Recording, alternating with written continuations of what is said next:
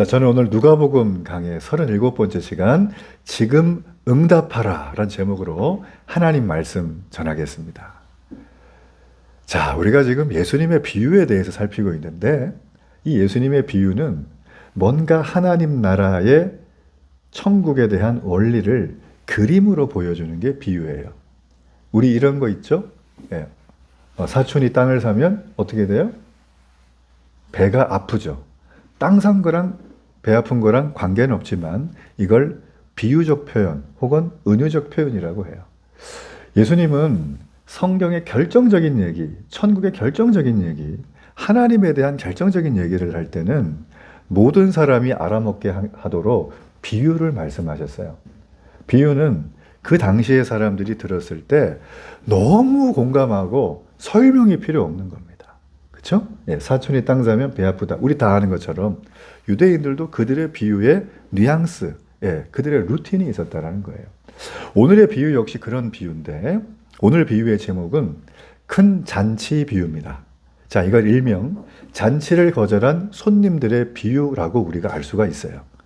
예수님은 지금 십자가를 지러 예루살렘으로 가는 길이십니다. 우리를 구원하기 위해, 인류의 죄를 대속하기 위해. 자, 그 과중에 예수님은 많은 사람들을 만나셨어요. 그리고 안식일이 됐어요. 그 안식일에 한 바리새인 지도자의 집에 초대를 받아서 들어갔어요. 자, 집에 초대를 받았다는 건 유대 버전으로 말하면 식사를 함께 한다는 뜻이에요. 유대인들은요, 깐깐합니다. 여러분 집에 아무나 초대해서 식사합니까? 안 그렇죠. 유대인들은요, 상종하지 않은 부류들이 있었죠. 이방인들, 장애인들, 맹인들, 다리 저는 사람들, 가난한 사람들, 그죠? 부정한 사람들은 절대 밥을 안 먹어요. 상종도 안 한다는 것이죠. 자, 이 바리새인들이 초대할 정도면 유대인이고 율법에 흠없는 자들을 초대한다는 것입니다. 자, 이 바리새인 집에 들어갔더니 어떤 광경이 벌어지냐면 그 자리에 수많은 율법 교사들이 있고요. 또 바리새인들이 그 초대된 자리에 이미 그 집에 그냥 물밀듯이 와 있는 거예요. 근데 그 자리에 예수님도 초대가 되셨어요. 그림이 상상이 되세요? 그 집에 바리새인 초대한 주인이 센터에 있고 좌우 옆으로 식사를 하기 위해서 손도 씻고 누워도 계시고 막 이렇게 하는 그런 무리들이 쫙 이렇게 있는 거예요. 자, 거기에 어울릴 듯 안 어울릴 듯 예수님이 그 자리에 초대돼서 동서가 있는 상태다. 자, 여러분 지금까지 우리가 예수님이 바리새인과 율법 교사들에 대해서 어떻게 얘기하는지 뉘앙스 다 아시죠? 그렇죠? 예, 좋은 평가였어요. 전곡을 콕 찔렀어요. 두 번째예요. 그러니까 바리새인들의 생각에서는 아니 오랜만에 밥 좀 먹으러 왔는데 이거 참 꼴보기 싫은 사람이 거기 있는 거예요. 분위기 어쩔, 그죠? 애들 말로 분위기 쌩얼한 겁니다. 야, 이 분위기 어떻게 하면 좋을까? 근데요, 이때가 안식일인데요. 이 누가복음 14장 앞에 보면은 예수님이 벌써 두 번의 사건을 벌써 처리를 하세요. 첫 번째가 뭐냐면 수종병 든 사람을 고치세요. 언제? 안식일에. 이미 안식일 논쟁이 있었죠, 우리가. 굳이 안식일에 해야 돼요? 그럴 때 예수님이 야, 너 근데 네 아들이 가다 구덩이에 빠지고 네 소가 구덩이에 빠지면 안식일에 안 건질 거야? 걔네가 할 말이 없어요. 이렇게 해결하신 거예요. 자, 그리고 나서 또 하나가 무엇이냐면 이 잔치에 초대받은 사람들이니까 자리가 이렇게 있잖아요. 그럼 우리가 이렇게 누구 집에 초대받아 가면은 보통 주인이 자리를 이렇게 안내해 주죠. 아니면 많은 사람이 앉을 때 보면 눈치껏 앉는단 말이에요. 그러니까 이들도 지금 앉았는데 보니까 잔치집에서 제일 높은 사람, 영향력 있는 사람의 자리에 서로 앉으려고 막 다투더라는 거죠. 예수님이 그걸 보고 한마디로 일관하시는 얘기를 하셨어요. 야, 니네들, 너네 높이는 자는 낮아지고 자기를 낮추는 자는 높아질 거야. 자, 지금 이 사건이 이 한 집에서 이미 벌어진 사건이에요.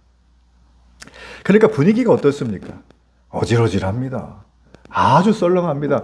저 예수님 왜 초대를 해가지고 지금 우리가 밥 잘 먹고 서로 얘기 좀 하고 좀 작당 모의를 해야 되는데 지금 이런 생각을 하게 되는 거죠.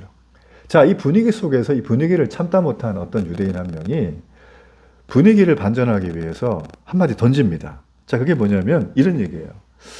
하나님 나라에서 떡을 먹는 사람은 복이 있다. 이 15절 말씀인데. 자, 이게 무슨 의미일까요? 하나님 나라에서 떡을 먹는 사람은 복이 있다. 자, 지금 이걸 말한 사람은 유대인이겠죠. 그 안에 있었으니까. 맞죠? 그죠? 예, 유대인이 유대인을 향해서 분위기를 반전하기 위해서 한 얘기예요. 예수님 때문에 분위기 다운됐으니까 분위기 올리려고 하는 거예요. 그러면 이런 거겠죠. 우리 이때까지 예수님 가르침 좋기는 한데 힘들었잖아. 맨날 우리 죄 지적하고, 너네 그렇게 살면 안 된다 그러고. 야, 우리 있잖아. 그런데도 우리 아브라함이 혈통인 거 다 기억나지. 우리는 혈통적으로 무조건 천국 가. 우리는 우리 선배들이 하던 대로 종교의식 잘하면 천국 가. 그러니까 우리 하나님 나라 잔치, 천국 가서 먹을 그 식사 테이블 생각하면서 우리 오늘 좀 잘 분위기 좀 이끌어 가자. 그 얘기를 하는 거예요. 이해가 되세요? 예. 농담을 좀 던진 거예요. 이 사람이. 그런데요, 이 웃자고 동진 이 유대인의 이 농담을 예수님이 어떻게 받으셨는가? 진지하게 받으셨어요. 그것도 그 내용을 가지고 또 영적으로 비유로 풀어주는 내용이에요. 자, 그게 몇 절이냐면 24절이에요. 너무나 충격적인 얘기. 자, 24절 제가 읽어봅니다. 내가 너희에게 말하노니 전에 청하였던 그 사람들은 하나도 내 잔치를 맛보지 못하리라. 오늘 이야기의 결론에 해당하는 내용인데 너무 충격적인 말이에요. 농담을 받았는데 농담을 진지하게 너무 충격적인 사실을 던지는 거예요. 자, 여기 보게 되면 하나님 나라 잔치, 천국 잔치에 참여할 수 없는 부류를 명확하게 집었어요. 그게 누굴까요? 전에 청하였던 그 사람들. 자, 전에 청하였던 그 사람들은 오늘 제가 쭉 살피겠지만 답을 말씀드릴게요. 바로 하나님 나라에 가기로 예정된 약속받은 유대인.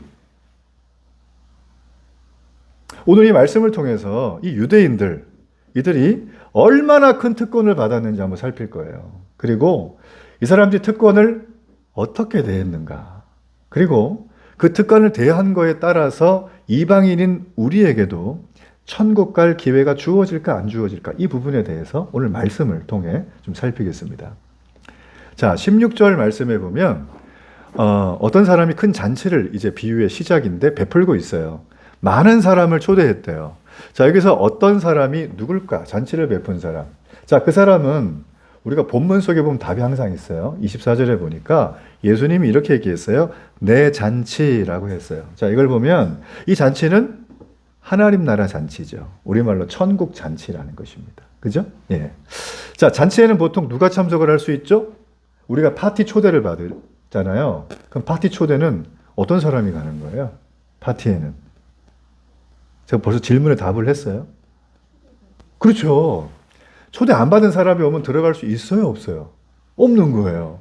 여기도 보면 초청 받은 사람만 오게 돼 있습니다. 그 사람이 아무리 돈이 많고 권력의 최정점에 있고 파워가 무한해도 이 사람은 초청받지 않으면 이 잔치에 들어갈 수가 없다. 여러분, 그러므로 기본적으로 잔치는 주인이 베푸는 호의입니다. 호의.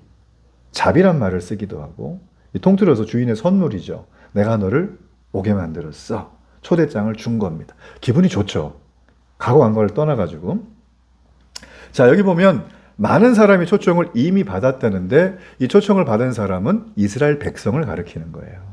여러분, 실제로 유대인들은요, 이 하나님 나라 잔치에 이미 초청을 받은 자들이었어요. 여러분, 예수님이 지금 계신데 예수님 과거로 가면 아브라함이 있잖아요. 아브라함 때부터 예수님 때까지 거의 2000년 정도 시간인데 이때 동안 성경은 줄기차게 얘기하는 게 있어요. 이스라엘 백성 너희들 내가 하나님 나라 잔치에 초대했어. 너네는 다른 민족은 없는 특권을 입은 거야. 초대의 특권을 입었다고 말을 해줍니다. 그래서 창세기 말씀에 보면 아브라함을 부를 때 하나님이 이렇게 얘기했어요. 이때는 이스라엘도 없던 때예요. 아브라함을 부를 때 내가 너로 복을 주겠다. 내가 너로 큰 민족을 이루겠다. 내가 너 때문에 이 땅에 있는 민족이 복을 받게 하겠다는 거예요. 아브라함의 영적 후손인 우리들도 이런 은혜가 있을 줄로 믿습니다. 여러분을 통해서 이 땅에 복 받기를 원합니다. 제 기도 제목이에요, 그게. 자, 하나님이 아브라함에게 호의를 먼저 베풀어 주셨죠. 그리고 나서 이제 하나의 민족이 형성되고 이집트 노예로 있을 때 하나님이 이집트 노예로 있으면서 변변치 않은 작은 이스라엘 민족을 또 택하세요. 그리고 심지어 구출해 주세요. 심지어 도와주세요. 심지어 보호해 주세요. 그리고 살 수 있는 땅도 데려다 주세요. 그러면서 하셨던 얘기가 있어요. 너희가 나를 택한 게 아니고 내가 니네 택한 거 알지. 나는 너희 하나님이 될 거고 너희는 내 백성이 되어야 해. 이게 구약의 핵심 사상입니다. 너희는 내 백성이라는 거예요. 너희는 나의 백성이 돼야 되는 거예요. 딴 데로 눈 돌리면 안 된다는 소리죠. 당시에 수많은 민족들이 있었을 거예요. 근데 보잘것없고 힘없고 노예 출신들을 택해서 자기 백성으로 삼으셨다는 걸 성경은 은혜라고 표현을 합니다. 우리가 하나님께서 어느 순간 불러서 데일리교에 앉혀놓으신 건 은혜라고밖에 표현이 안 되는 거예요. 그리고 광야길을 걸어갔어요, 이 사람들이. 그런데 광야길을 걸어가면서 광야가 사람이 살 수 있는 환경이에요, 아니에요? 안 되죠.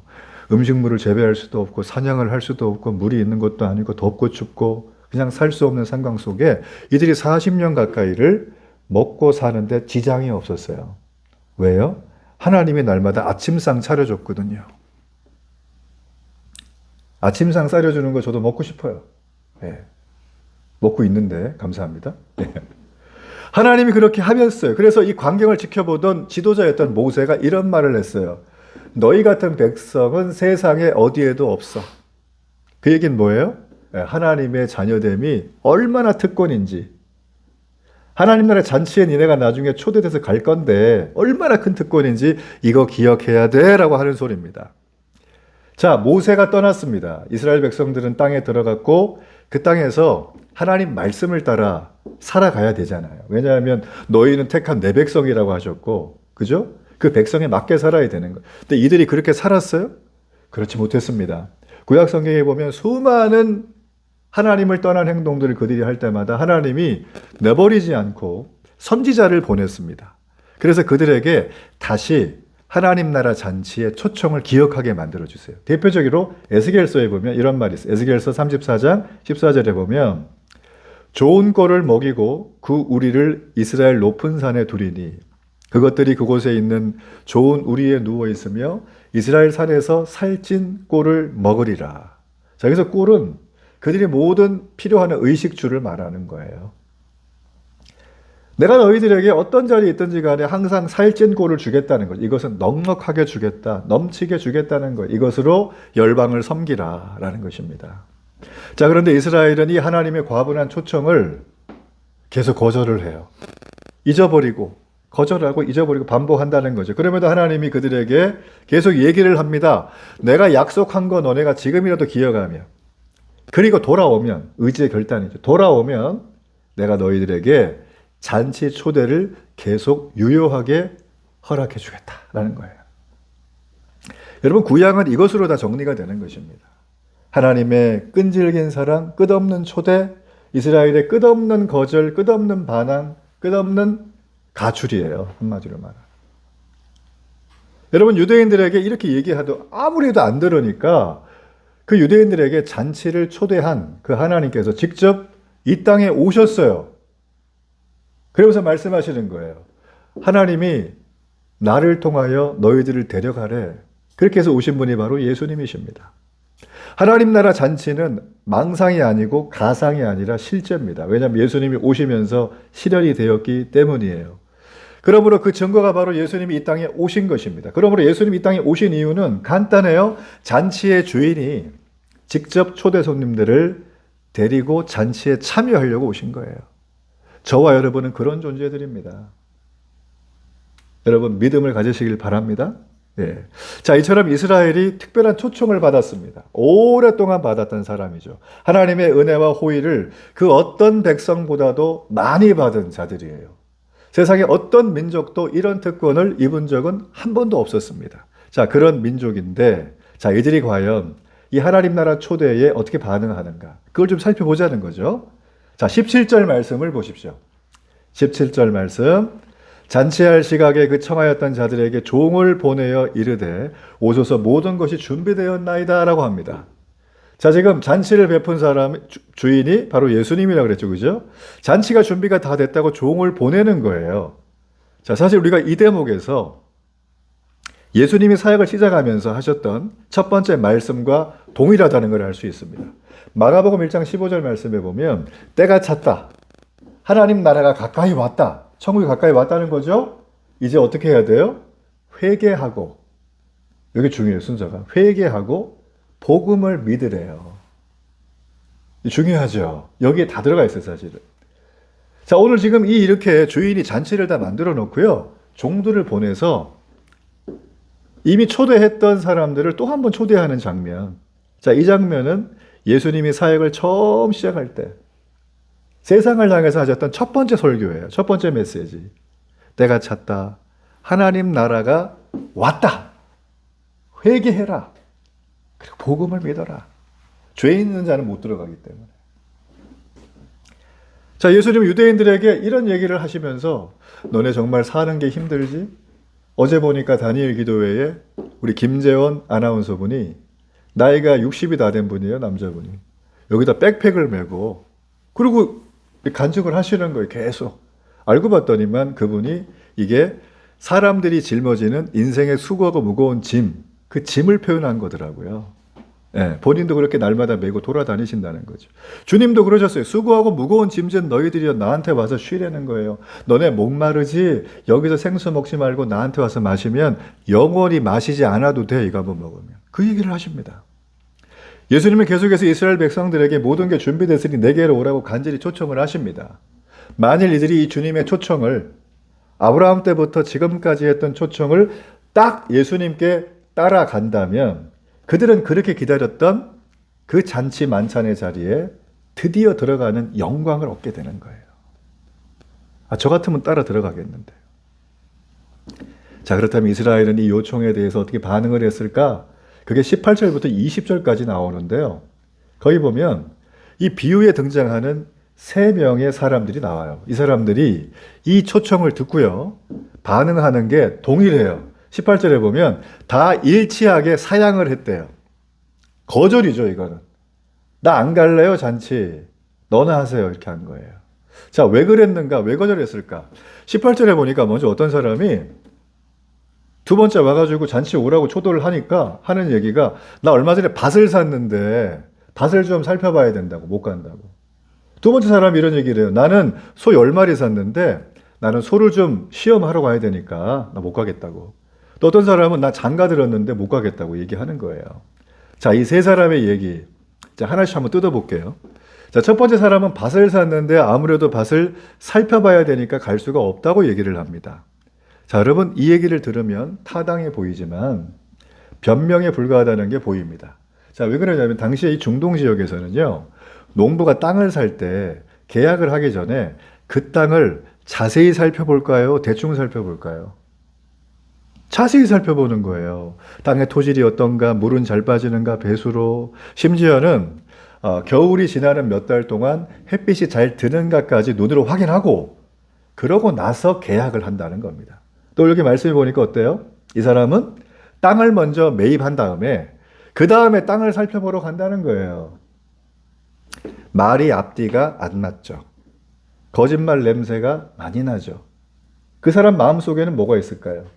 가기 싫은 거죠, 그냥 거기가. 그렇지 않습니까? 그런 거예요. 그렇죠? 이게 요즘 우리 버전으로 얘기를 하면, 뭘 하는데, 뭘 하고 있는데, 그것 때문에 가기가 어렵다. 이렇게 얘기하는 것입니다. 자, 또 하나, 두 번째 사람은 소 10마리를 샀기 때문에 소를 시험하러 가야 된다 그랬어요. 자, 이 말도 자세히 보면 일리가 있어 보이지만 그렇게 타당하진 않아요. 왜냐하면 우리가요, 소를 살 때 대충 사요? 아니면 꼼꼼하게 살펴서 사요? 살피죠. 이 소가 튼튼한지, 이 소가 일은 잘하는지, 이 소가 나한테 필요한 건지, 이 소가 새끼는 잘 낳을 수 있는지 다 확인을 해보고 나서 소를 산다는 게 상식입니다. 자, 이 사람도 지금 얘기하는 거 들어보면 거짓말 냄새가 많이 난다. 자, 세 번째 사람 볼까요? 이 사람은 장가를 들어서 갈 수 없다고 얘기를 합니다. 자, 신명기 24장 5절에 보면 모세 율법이잖아요. 목숨처럼 여기는 이 사람들. 이 모세 율법에 보면 장가든 사람은 1년 동안 전쟁터의 징집의 면제 대상이에요. 아주 예외를 허락해 준 거예요. 전쟁이라는 아주 막중한 거긴데. 왜냐하면 자기에게 온 신혼의 아내를 즐겁게 해주는 의무가 있는 거예요. 신혼의 단꿈에 저지라는 거죠. 그죠? 이게 율법으로 보장된 거예요. 그래서 이 사람은 이 말씀을 핑계로 참석을 거절했습니다. 자, 굉장히 타당해 보이죠? 근데 이 말도 어떻게 보면 좀 설득력 있는 핑계라 하기에는 좀 부족해요. 왜냐하면 생사가 걸린 전쟁터에 나가는 것하고요. 잔치에 가가지고 밥 먹는 거하고 이게 사실은 좀 구분돼야 되는 거잖아요. 뭐 전쟁 중이라고 우리가 밥을 안 먹습니까? 그렇죠? 네, 구분을 해야 되는데 이 사람은 그냥 가기가 싫었던 거예요. 그래서 이 사람이요. 앞에 두 사람과는 다르게 나 안 가겠다고 양해를 구하지도 않고 일방적으로 불참 통보를 해버립니다. 자, 여러분 세 사람이 제시한 이유는 요즘 우리에게도 굉장히 많이 벌어지고 있는 이유예요. 제가 예전에 서울에서 이 부목사 생활을 할 때 저희 교구에 수백 명의 사람이 있었거든요. 근데 그 중에 좀 젊은 가정이 있었어요. 40대 초반의 가정. 애들 둘이 있고 애들 초등학생이었어요. 근데 이 가정이 이렇게 주일에 좀 퐁당퐁당 나오세요. 예, 한 주 오시고 한 주 안 오시고. 그 신앙이 없는 것도 아니에요. 그래가지고 우리가 늘 이제 그분한테 연락드리고 찾아가고 신방하고 자주 그랬습니다. 사람 되게 좋으세요, 두 분 다. 선하시고. 근데 이분들이 그 주에도 안 나오셨어요. 다음 주 오시겠거니 기다리는데 안 나오시더라고요. 2주 연속 안 나오셔가지고 저희가 이제 좀 걱정을 했어요. 근데 3주째가 됐는데 안 나오셨어요. 근데 3주째 주일 아침 10시 50분쯤인가 전화가 왔어요. 10분님, 그 시간은 어떤 시간이죠? 목사에게는 제일 바쁜 시간이에요. 예배를 드려야 되고 막 설교도 해야 되고 한 시간인데 11시가 예배니까. 근데 전화가 왔는데 안 받을 수가 없어요. 전화를 딱 받았어요. 받았는데 이분이 한 게 아니고 병원에 간호사분이 전화 와가지고 지금 응급실에 실려왔는데 빨리 와주셔야 된다고. 보호자가 필요하다. 이게 무슨 얘기인가 하고서.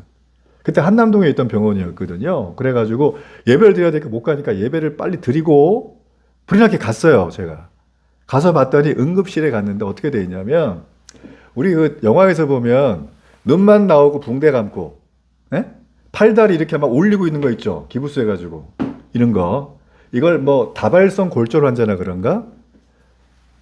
봤더니 교통사고가 난 거예요. 그것도 온 가족 4명 다. 역주행 차하고 박아가지고 운전했던 남편, 옆에 탄 아내, 뒤에 있던 애들, 또 애들은 또 벨트도 안 했어. 벨트 하시길 바랍니다. 온 가족이 그냥 거의 죽기 직전인 거예요. 그것도 주일 아침에. 금요일날 놀러 갔다가 2박 하시고 이제 주일날 슬슬 올라오는 거예요, 이제.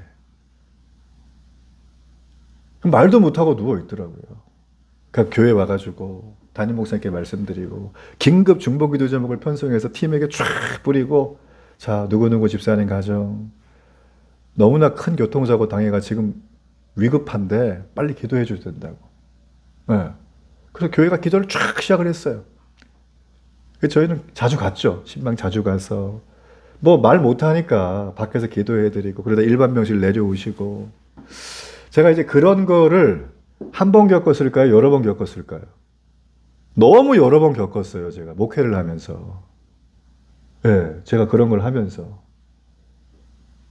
그러면 제가 제 마음속에 든 생각이 무엇이냐면 아, 하나님이 벌 주시는구나. 사람들이 이렇게 생각을 해요. 근데 그거 아닙니다. 그거 절대 아닙니다. 그 과정이 어떻게 됐는가? 나중에는 다 회복이 됐어요. 다행히도. 그리고 애들도 학교 다 가고 직장 출근 잘 하시고 믿음이 다 회복이 됐어요. 이 가정들이. 예. 그분들 간증도 하세요.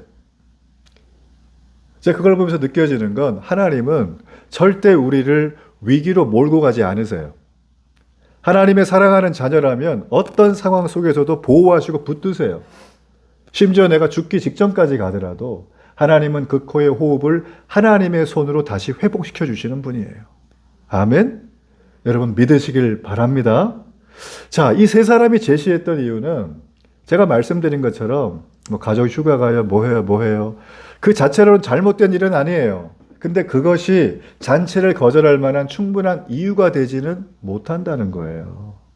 우리도 이 사람들 못지않게 바쁘잖아요. 그렇죠? 되게 바쁘잖아요. 이 사람들이 지금 이런 상황을 말한다는 건 어째 보면 참 난감한 일입니다. 자, 근데 지금 이 상황이 뭔가? 예수님께서 바리새인 지도자 집에서 비유를 설명하는 장면이죠. 그럼 이 얘기를 누가 다 들었어요?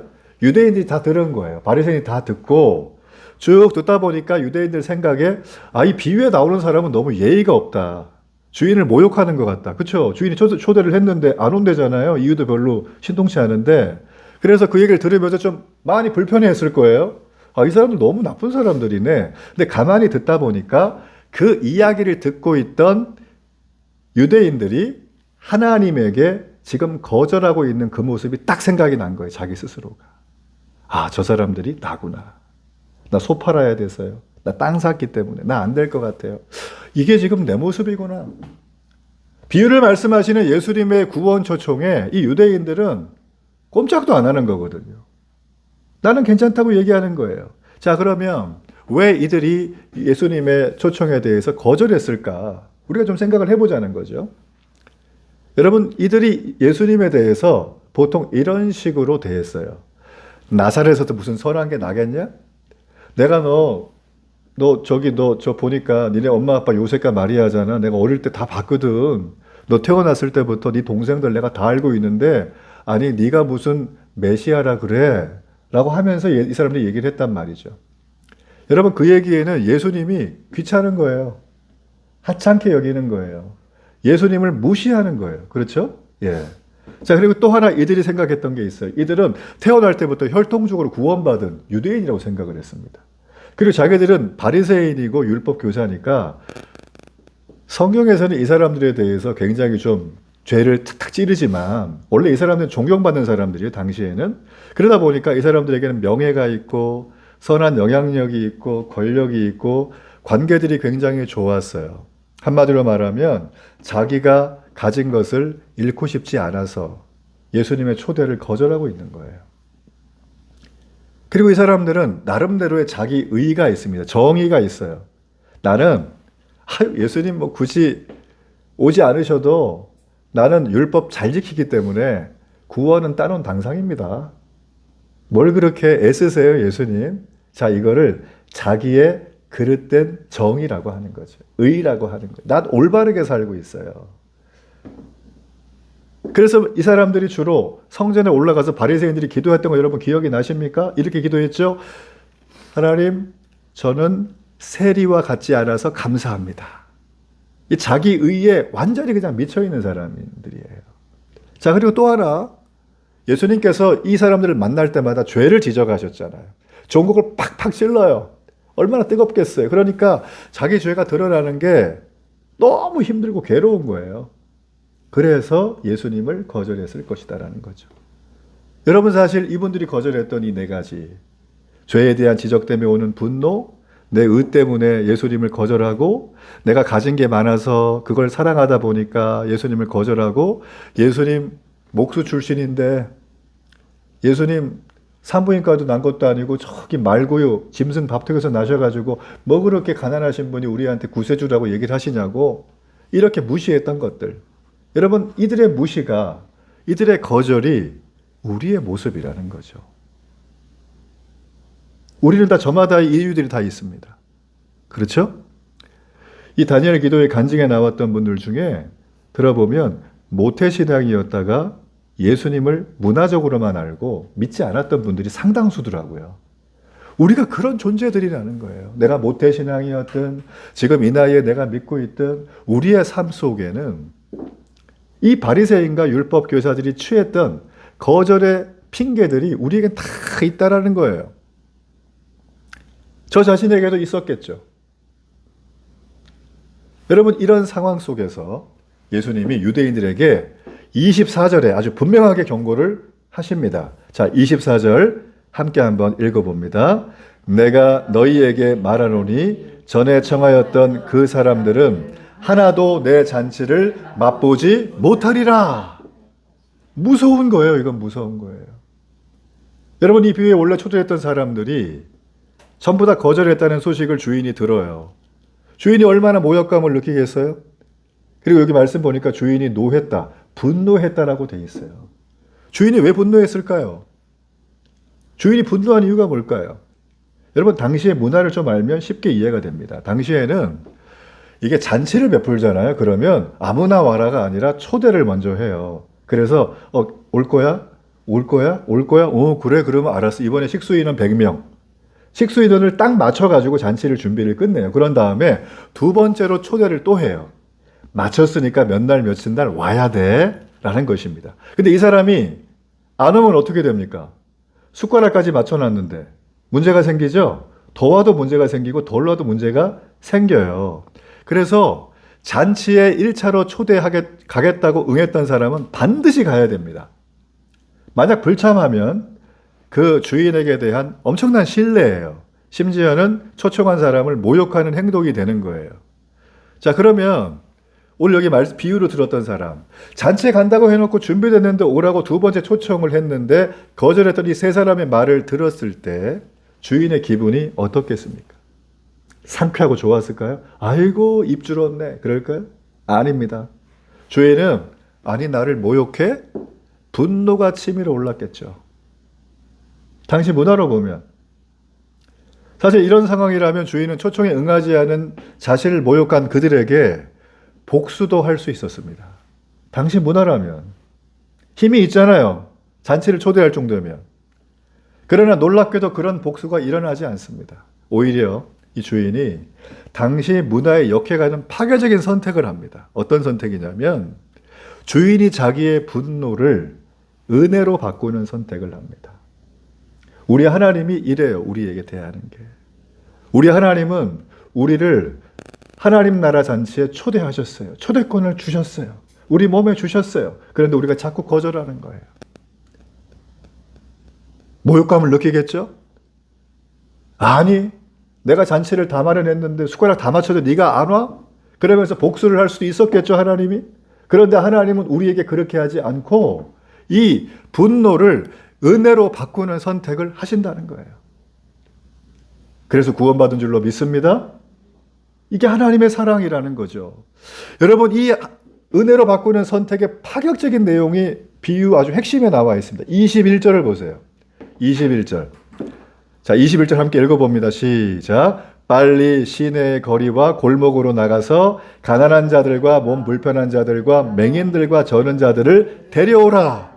여기 보면 가난한 자들, 몸 불편한 자들, 맹인들, 저는 자들. 자, 이런 사람들은 당시 유대 통념상 죄인이라고 생각을 했어요.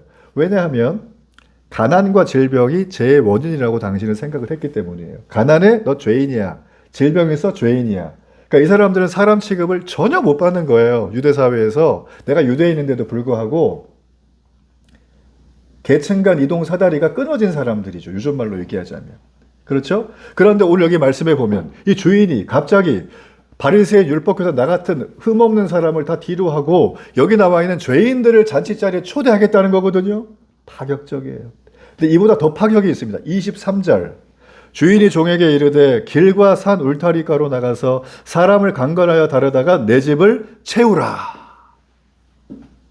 여기 보면 길과 산 울타리가로 나가서라고 돼 있잖아요. 이 얘기는 예루살렘 성을 밖을 나가서, 옛날에 성 밖을 나간다는 건 죽으러 가든지 유배를 가든지 그랬어요. 장사로 가든지. 그죠? 성 밖에 나가면 누가 있죠? 유대인이 아니고 이방인들이 살아요. 이방인을 만난다는 건 부정한 거거든요. 근데 여기 보게 되어지면 주인이 종들에게 야, 잔치에 초대할 사람은 이제 유대인이 아니고 성 바깥에 있는 이방인을 불러와. 여러분, 이방인을, 유대인을 어떻게 생각했냐면 이방인은 지옥의 땔감 정도로 생각을 했어요. 이 희한한 분들이 지금도 유대인, 정통 유대인들이 그렇게 생각을 합니다. 우리를. 뿐만 아니고요. 개와 짐승 같은 사람으로 생각을 했고 유대인들이 아침마다 감사기도 할 때 하나님 앞에 손을 쫙 올리고 하나님, 히브리 말로 했겠죠. 저를 이방인으로 태어나지 않게 하심을 감사합니다. 기도를 드렸던 사람들이에요. 교만이 하늘을, 영적 교만이 하늘을 찌르던 사람들. 그런데 지금 주인이 어떻게 합니까? 이 하나님 나라 잔치에 이방인을 데려다가 앉히려는 거예요. 종들에게. 종들도 놀랬을 거예요. 이걸 들었던 유대인들은 더 놀랬을 거예요. 야, 이거 어떻게 하면 좋냐, 이거. 저 잔치에 그들을 앉힌다니. 여러분 보세요. 우린 이 말씀을 통해서 분명하게 알아야 될 것이 있습니다. 아시아의 황인종인 대한민국에 내가 구원받을 수 있었던 건 바로 여기 보면 구원에 대한 반전을 베푸시는, 자기의 분노를 은혜로 바꾸시는 주인의 선택 때문이에요.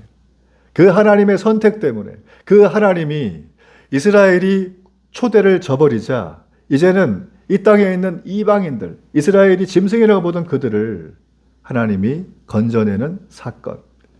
그들의 저버린 복을 우리가 누리게 될 것이라는 거예요. 여러분, 이것이 바로 우리의 구원을 이룬 이유입니다. 이해가 되십니까? 우리의 구원은 그러므로 어디 2% 부족한 게 아닙니다. 완벽한 하나님의 구원이에요. 여러분, 그런데 중요한 건 예수님께서 이런 말씀하셨어요. 잔치에 참석한 주인에게 이제 너 앞으로 초대할 때 유대인 하지 마. 걔네 저버리잖아. 스스로 안 온댔잖아. 그러니까 너네는 어떻게 하냐면 갚을 것이 없는 불쌍한 자를 초대하라 그랬어요.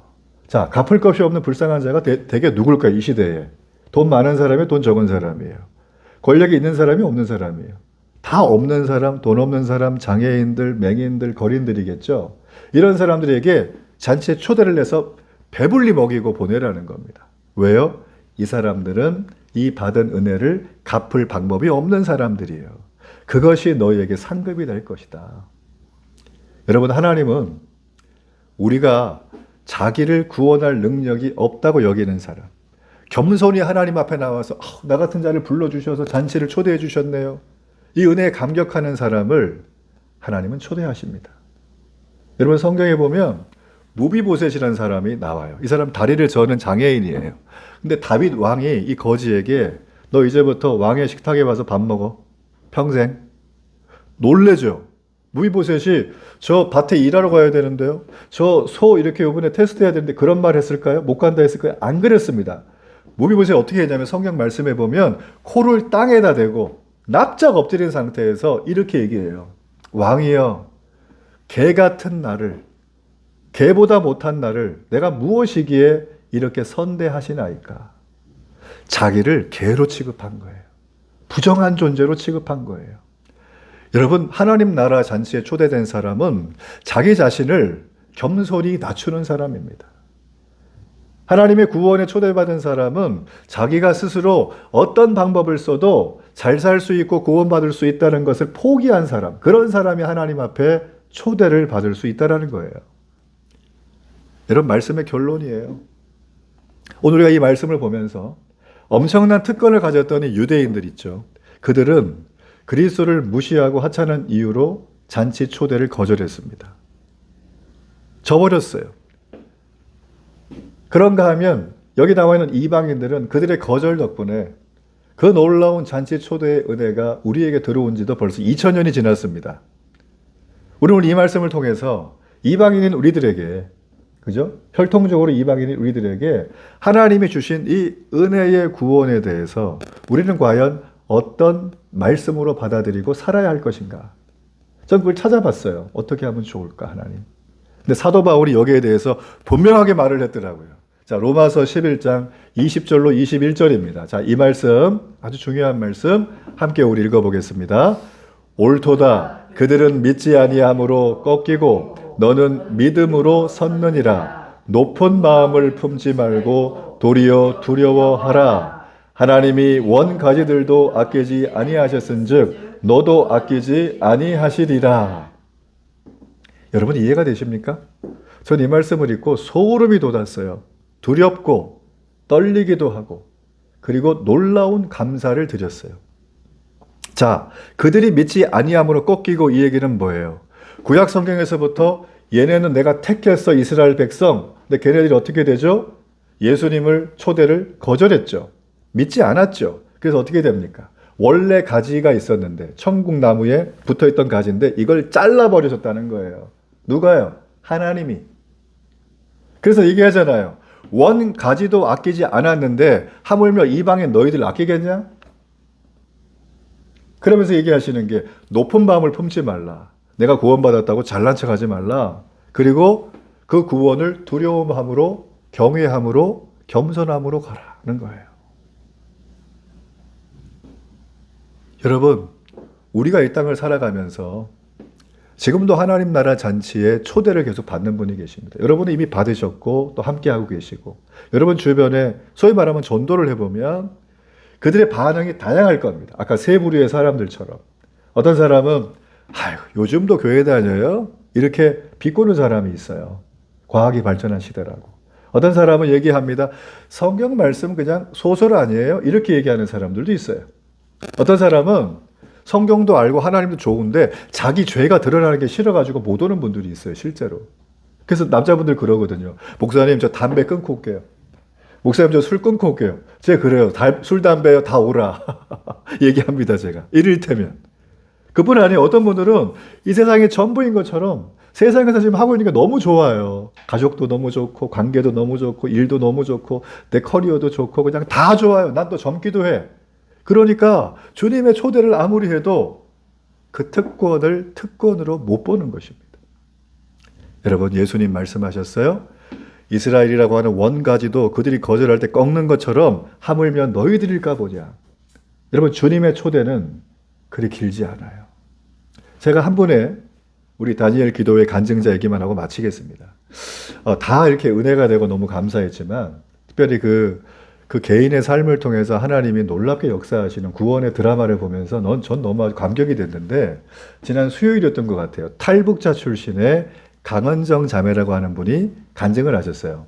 근데 이분이 고난의 행군, 김일성이 살아있을 때 죽은 다음에 고난의 행군 시절에 정말 많은 사람이 굶어 죽었다는 거죠. 자기 할머니도 굶어 죽었고 자기도 거의 죽기 직전까지 가다 기적적으로 살아났다는 것입니다. 그래서 깨달았대요. 어릴 때부터 들었던 우리 아버지 수령이 뭐 대동강물을 건너고 우리 인민을 위해서 지금도 뭐 피죽만 먹어가면서 불철주의 현지 시찰을 다니시는데 그 은혜 감사도 날마다 배웠대요. 자기는 자기 말로는 신앙생활 했다 그러더라고요. 그게 맞죠. 3살 때부터 했다니까. 그런데 생각을 딱 해보니까 인민의 낙원이 아니라 인민이 지옥인 나라구나. 이 나라에서 사람은 오직 김일성 그 집안만 사람이고 나머지는 노예로 사는 거. 이걸 딱 깨닫고 나서 탈북에 성공을 하셨어요. 어렵게. 탈북을 하셔가지고 한국에 오셨는데 한국이랑 북한이랑 너무 다른 거예요. 뭐가 다르냐면 알바를 하고 일을 했더니 사장님이 돈을 주더래요. 돈 왜 주냐고. 일했으니까 돈 주죠. 북한은 일해도 돈을 안 준다는 거예요. 부정부패가 심해가지고. 줘도 치꼬리만큼 주는, 다 떼먹고. 그러니까 살 수가 없는 나라잖아요. 이 자매님 보니까 그래? 1,000만 원, 4천만 원 통장에 모이더라는 거죠. 그래가지고 이분이 내가 여기서 성공을 해가지고 북한의 가족들 다 데리고 오고 제일 좋은 차를 타고 내 북한의 고향 땅 가가지고 나 괴롭혔던 보이부 요원들 멱살 잡고 너 지금 나 그때 괴롭혔지. 너 지금 내가 복수하겠다고. 그런 마음을 먹었다는 거예요. 이 자매님이. 충분히 납득이 되죠? 그런데 그 생각을 바로 버렸대요. 왜 그러냐면 하나님의 사랑을 내가 너무 받았기 때문에.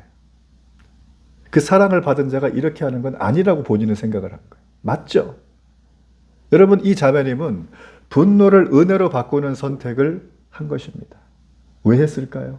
하나님에게 그걸 받았기 때문에 그래요. 분노를 은혜로 바꾸는 선택은 내 의지와 결단만으로 할 수가 있는 것이 아닙니다. 우리 강은정 자매님처럼 이 분노를 은혜로 바꾸는 선택은 주님의 초청에 내가 지금 응답할 때만 가능한 거예요. 전 여러분이 이 초청에 응하기를 바랍니다. 여러분, 이 초대가 지나가기 전에, 이 초대가 지나가고 가지가 꺾이기 전에 원가지 버리셨던 하나님이 젖붙인 가지 우리 버리는 건 아무것도 아니라는 거지. 이 초대에 꼭 응하시길 바라요. 영원한 하나님 나라를 위해서 영원하지 않은 것들을 이렇게 위치를 바꾸는 하나님이 메뉴에 2등은 세상, 나를 포함한. 이렇게만 하면, 버리라는 게 아니에요. 이렇게만 하면 우리는 하나님의 초대에 응한 축복의 사람, 무비보셋과 같은 은혜를 누릴 수 있는 축복의 사람이 될 줄로 믿습니다.